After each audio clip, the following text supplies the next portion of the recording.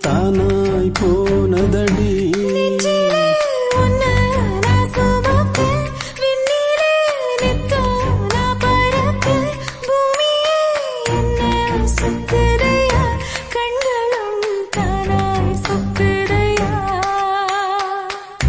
விதியை சரி செய்ய தேடி வந்த தேவதையே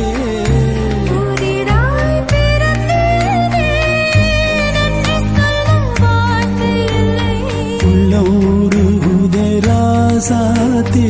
உள்ளவர்